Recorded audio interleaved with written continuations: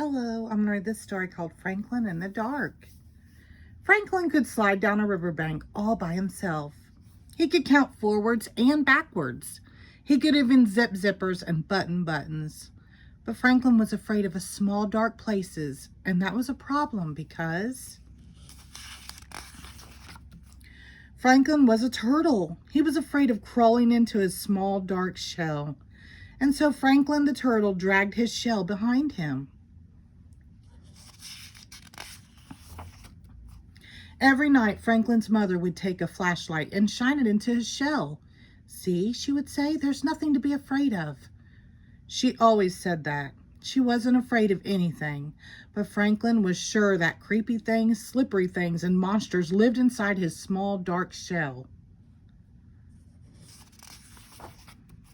So Franklin went looking for help. He walked until he met a duck. "Excuse me, duck. I'm afraid of small, dark places, and I can't crawl inside my shell. Can you help me?" "Maybe," quacked the duck. "You see, I'm afraid of very deep water. Sometimes when nobody is watching, I wear my water wings. Would my water wings help you?" "No," said Franklin.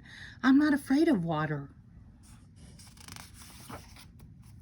So Franklin walked and walked until he met a lion. "Excuse me, lion. I'm afraid of small, dark places, and I can't crawl inside my shell.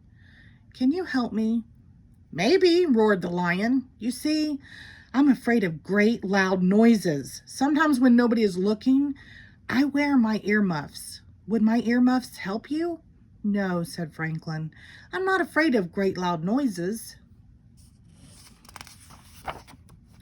So Franklin walked and walked and walked until he met a bird. "Excuse me, bird. I'm afraid of small, dark places, and I can't crawl inside my shell. Can you help me?" "Maybe," chirped the bird. "I'm afraid of flying so high that I get dizzy and fall to the ground. Sometimes when nobody is looking, I pull my parachute. Would my parachute help you?" "No," said Franklin. "I'm not afraid of flying high and getting dizzy." So Franklin walked and walked and walked and walked until he met a polar bear. "Excuse me, polar bear. I'm afraid of small, dark places, and I can't crawl inside my shell. Can you help me?" "Maybe," growled the bear. "You see, I'm afraid of freezing on icy cold nights. Sometimes when nobody is looking, I wear my snowsuit to bed. Would my snowsuit help you?" "No," said Franklin. "I'm not afraid of freezing on icy cold nights."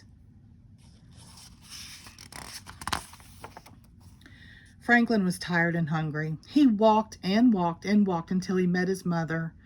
"Oh, Franklin, I was so afraid you were lost." "You were afraid? I didn't know mothers were ever afraid," said Franklin.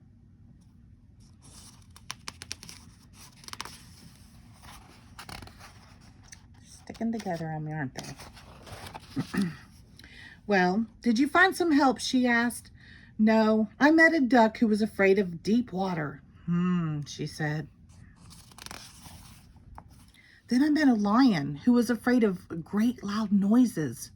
"Ah, she said. "And then I met a bird who was afraid of falling and a polar bear who was afraid of freezing." "Oh," she said. "They were all afraid of something." Said Franklin. It was getting late. Franklin was very tired and very hungry. They walked and walked until they were home. Franklin's mother gave him a cold supper and a warm hug, and then she sent him off to bed. "Good night, dear," she said. Well, Franklin knew what he had to do. He crawled right inside his small dark shell. He was sure he saw creepy things, slippery things, and a monster. But he said a brave good night.